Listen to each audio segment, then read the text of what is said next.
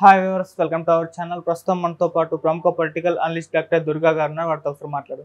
నమస్కారం. నమస్తే మేడం, చంద్రబాబు నాయుడు గారు అడుగు పెడితే అసెంబ్లీలో సీఎం గానే అడుగు పెడతా అని చెప్పేసి ఒక స్టేట్మెంట్ ఇచ్చారు. అయితే ఇప్పుడు దీనిపైన అంటే ఒక రకమైన భిన్నాభిప్రాయాలు వ్యక్తం అవుతున్నాయి. ఒకవేళ ఇన్ కేస్ అధికారం కోల్పోతే ఎమ్మెల్యేగా గెలిచి అసెంబ్లీలో అడుగు పెట్టకుండా ఉంటారా, లేకుంటే నిజంగా ఆయన అన్నట్టుగా గెలుపు పట్ల ఆయన ధీమా ఉన్నారు కాబట్టి గెలిచి సీఎం గాని అడుగు పెడతారా అని చెప్పేసి మీ ఒపీనియన్ ఏంటి మేడం ఆయన స్టేట్మెంట్ పైన? ఇప్పుడంటే మీకు ఒక 10-15 రోజుల క్రితం వరకు ఇంత భూమి లేదు. ఒక 15 రోజుల క్రితం వరకు కూడా 110 వస్తాయా 105 వస్తాయా అని ఒక డైలమాలో ఉంది ఎవరికి, కూటమికి, తెలుగుదేశం కూటమికి. కానీ ఈ వారం 10 రోజుల్లో మొత్తం సీన్ మారిపోయింది. మీకు చూస్తే ఈ 10 రోజుల్లో ఇప్పుడైతే అసలు బెట్టింగ్లు నడుస్తూ ఉండొచ్చు. 125, 123 ఆర్టీవీ, 125, 130, 135, 140, 145, నిన్న 151 దగ్గర ఆగింది. సో ఇన్ బిట్వీన్ డెఫినెట్గా 145 తగ్గవని అందరి అంచనా. ఈవెన్ నా అంచనా కూడా అదే. మీకు లోక్సభ తీసుకుంటే అందరూ రకరకాలుగా ఇస్తున్నారు. 16 నుంచి 19 వరకు చెప్పిన వాళ్ళు ఉన్నారు, 21 చెప్పిన వాళ్ళు ఉన్నారు, 22, 23. సో మన 23 కట్ ఆఫ్ తీసుకోవచ్చు.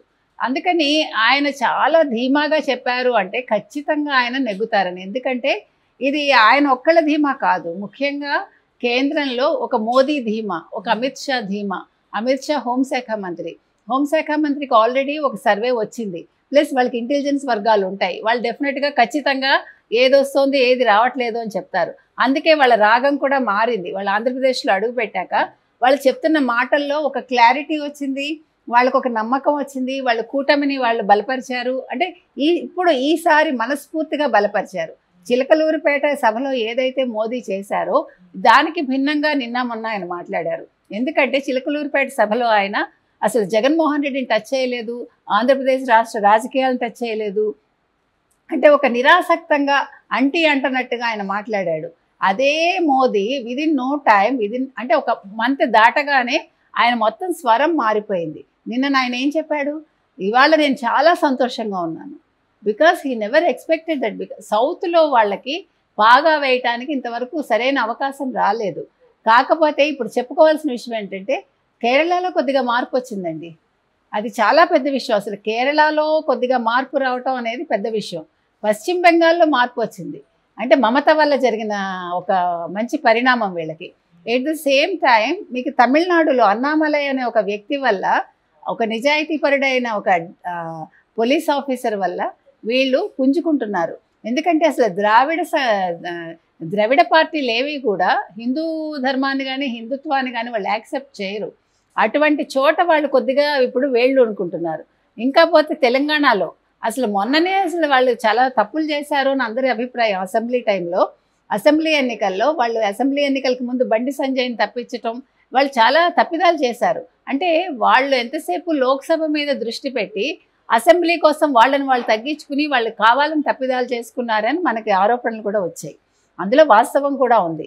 దానికి భిన్నంగా ఈరోజు ఆంధ్రప్రదేశ్లో మొదటిసారి, ఎందుకంటే ఎప్పుడైతే రాష్ట్ర విభజన జరిగిందో, రాష్ట్ర విభజన జరిగాక అసలు ఇంకా ఎవరికి కూడా అవకాశం లేదండి. చంద్రబాబు నాయుడు వచ్చారంటే రాష్ట్ర విభజన వల్ల వచ్చారు. విభజన అయిపోయాక ఆయన కొంచెం అలసత్వంతో ఉండడంతో జగన్మోహన్ రెడ్డి రాగలిగారు. ఈసారి అది ముందుగా మేల్కొని తెలుగుదేశం కావచ్చు, జనసేన కావచ్చు, ఖచ్చితంగా మన జగన్మోహన్ రెడ్డి ప్రభుత్వాన్ని దించాలి, జగన్మోహన్ రెడ్డి ముఖ్యమంత్రి చేయకూడదు అని కంకణం కట్టుకున్నారు. బీజేపీ కూడా చాలా ఆలోచించి వాళ్ళు మేము జూనియర్గానే జాయిన్ అవుతున్నాను వాళ్ళంతా వాళ్ళు స్టేట్మెంట్ ఇచ్చారు. వాళ్ళు జాయిన్ అయ్యారు. జాయిన్ అయిన కొత్తలో వాళ్ళు కొంచెం ఆసక్తి చూపించినప్పటికీ ఇప్పుడు వాళ్ళు ఫుల్గా కాన్సన్ట్రేషన్ ఆంధ్రప్రదేశ్ మీద పెట్టారు. అందుకు ఉదాహరణ నిన్నటి సభ, నిన్న వాళ్ళు ర్యాలీ, నిన్న వాళ్ళు విజయవాడ రోడ్ల మీద చేసిన ర్యాలీ. అప్పుడు మోదీ చాలా సంతోషంగా, చాలా ఆనందంగా, ఆయన నాకు మనసు చాలా ఖుషి అయింది, నేను అసలు ఐ నెవర్ ఎక్స్పెక్టెడ్ దిస్, నాకు ఇటువంటి ఒక స్వాగతం జరగటం అపూర్వం అన్నట్టుగా ఆయన మాట్లాడారు. ఇవన్నీ కూడా చంద్రబాబు నాయుడు గారు ఈ మాట చెప్పడానికి ఒక ఊతం ఇచ్చాయి. ఆయన చెప్పింది ఖచ్చితంగా జరుగుతుంది. చంద్రబాబు నాయుడు గారు ఎమ్మెల్యేగా ఎలాగా గెలుస్తారు, ఖచ్చితంగా ఒక మంచి మెజారిటీ తోటి. ముఖ్యమంత్రిగా ఆయన కూటమి తరఫున ముఖ్యమంత్రి అయ్యి తెలుగుదేశం తరఫున ఆయన అసెంబ్లీలో ఖచ్చితంగా అడుగు పెడతారు.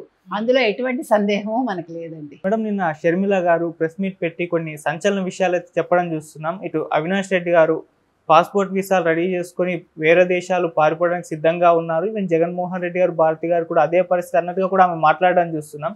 ఆ పాసిబిలిటీస్ కనిపిస్తున్నాయి మేడం. అసలు షర్మిల గారు ప్రెస్ మీట్ గురించి మీ మాటల్లో మేడం. ఇప్పుడు నిన్న షర్మిల గారు ఏమన్నారంటే అండి, అవినాష్ రెడ్డి ఎలాగా ఓడిపోతాడు, సో తట్టాబుట్టా సర్దుకుని వెళ్ళిపోతాడు, అందుకే పాస్పోర్ట్ రెడీ చేసుకుంటున్నాడు అని ఒక వ్యాఖ్య చేశాడు. చేసి భారతీ రెడ్డి 2 గొడ్డళ్ళు రెడీగా పెట్టింది, అది ఎవరి కోసమో మీకు అర్థమై ఉంటుంది అని. అంటే ఆవిడ ఉద్దేశ ప్రకారం ఒకటి షర్మిలకి, ఒకటి సునీతకి అని మనం ఇంప్లై చేసుకోవచ్చు. ఓకే. అయితే కానీ ఈవిడ రాజశేఖర రెడ్డి కూతురు, అందుకని అంత తొందరగా అలాంటి వాటికి ఆవిడేమి బలవరు. ఓకే. బికాజ్ ఆవిడ అన్నీ తెలుసుకుని తప్పదని ఆవిడ రాజకీయ రణరంగంలోకి దూకాక ఈ గొడ్డళ్ళు ఆవిడనేమి చేయలేవు, మనం ఆ రకంగా తీసుకోవచ్చు. అయితే ఇది ఎవరికి వెళ్తాయి? విమలమ్మ, విజయమ్మ, ఇంకెవరున్నారు? అది మనకి డౌట్.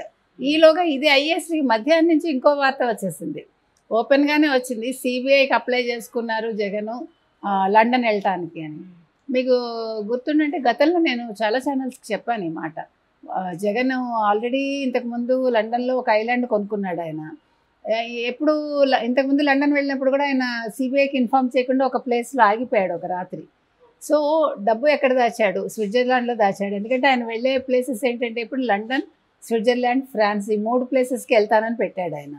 అంటే మొన్ననేమైందంటేనండి, ఆయనకి ఒక వారం 10 రోజుల క్రితం వరకు కూడా గెలుస్తాను అని ఒక ధీమాలో ఉన్నాడు ఆయన.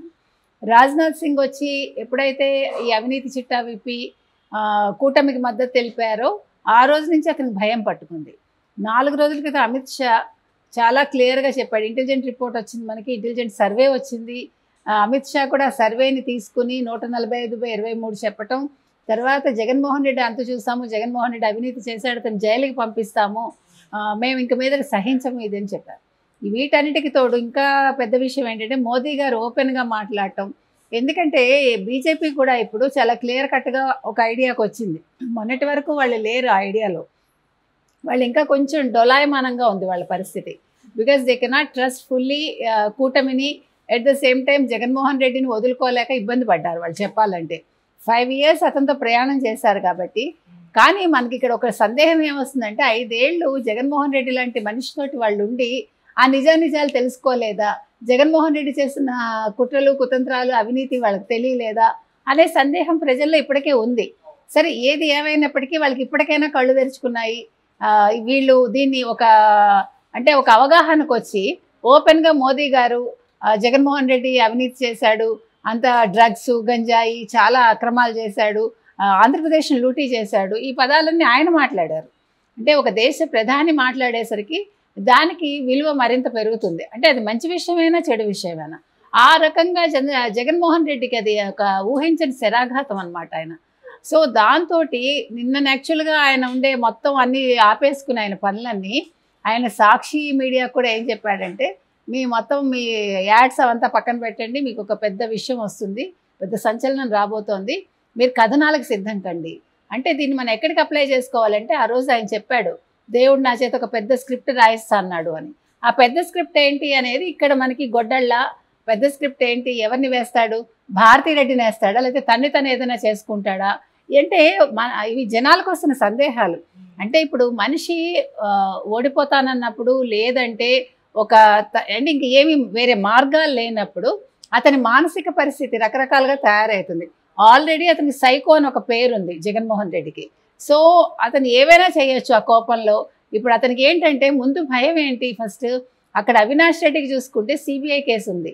అవినాష్ రెడ్డి ఎర్రగంగిరెడ్డి రక్తం తుడుస్తూ ఉంటే అమాయకంగా చూస్తూ నిల్చున్నాడు అనే ఒక స్టేట్మెంటు వాళ్ళ మనుషులే ఇచ్చారు. ఇటు చూస్తుంటే జగన్మోహన్ రెడ్డికి 43 కోట్లు, 43,000 కోట్లు, 45,000 కోట్లు ఇతని మీద ఈడీ ఆల్రెడీ నోటీసులు ఉన్నాయి, సిబిఐ లుకౌట్ ఉంది, అన్నీ ఉన్నాయి ఇతని మీద. 5 సంవత్సరాలు అతను దాన్ని దాటుకుని వచ్చాడు. ఒక్కసారి ఇప్పుడు చంద్రబాబు నాయుడు గారు కనుక ముఖ్యమంత్రి అయితే, ఇప్పుడు చంద్రబాబు నాయుడుకి వీళ్ళు చేసిన అన్యాయం అంతా ఇంత కాదు. జైల్లో పెట్టడం దగ్గర నుంచి జైల్లో పెట్టారు సరే, అక్కడ ఆయనకి ఇచ్చిన ట్రీట్మెంట్, ఒక 70 ఏళ్ల మనిషికి, 75 ఏళ్ల మనిషికి వాళ్ళు ఇచ్చిన ట్రీట్మెంటు, ఎంత అన్యాయంగా ఆయన అంతం చేయాలని చూడటం, ఇవన్నీ కూడా ఆయన మర్చిపోరు. దానికి అంటే ఆయన అలాగని రివెంజ్ ఏ రకంగా తీసుకుంటారు అంటే వీళ్ళలా క్రూరంగా ఏమి తీసుకోడు ఆయన. కానీ వీళ్ళ ఆర్థిక మూల ఎప్పుడైనా కూడా ఒక మనిషిని మనం ఇబ్బంది పెట్టాలి, లేదా ఒక మనిషిని లేవకుండా చేయాలంటే వాళ్ళ ఆర్థిక మూలాల మీద దెబ్బ కొట్టాలండి. ఇంకేది అవసరం లేదు. మనిషిని మనం శారీరకంగా ఏమీ చేయక్కర్లా. ఆర్థిక మూలాలు దెబ్బతింటే మనిషి సైకలాజికల్గా దెబ్బతింటాడు. ఆటోమేటిక్గా అతనికి నవనాళ్ళు కుంగిపోతాయి. సో ఆ రకంగా ఆయన చేస్తే చేయొచ్చు, కానీ శారీరకంగా కానీ వాళ్ళ మీద దెబ్బతీయటం కానీ ఇట్లా గొడ్డల వేట్లు కానీ ఇవేవి చంద్రబాబు నాయుడు గారు చేయరు. కానీ ఆయనకి ఇప్పుడు భయం ఏంటంటే నెక్స్ట్ ఏంటి, వాట్ నెక్స్ట్. ఇప్పుడు ఒక రాజకుమారుడిలాగా 5 ఏళ్ళు హ్యాపీగా ఉన్నాడు. ఇక్కడ తాడేపల్లి ప్యాలెస్ కట్టుకున్నాడు, అక్కడ రిషికొండలో 450 కోట్లతోటి ఆఫీస్ భవనాలు కట్టుకున్నాడు, బెంగళూరులో ఆయనకు ఉంది, ఇక్కడ హైదరాబాద్లో ఉంది. అసలు ఒక సాధారణ మనిషికి ఇంత ఆస్తి ఎట్లా వస్తుంది? అది కూడా వ్యాపారాలు చేయకుండా డొల్ల కంపెనీలు పెట్టి ఒక కనీసం ఆయనకి ఏ రకంగానూ లేదు. అటువంటి రాజకీయ నాయకుడికి ఇప్పుడు భవితవ్యం ప్రశ్నార్థకమే.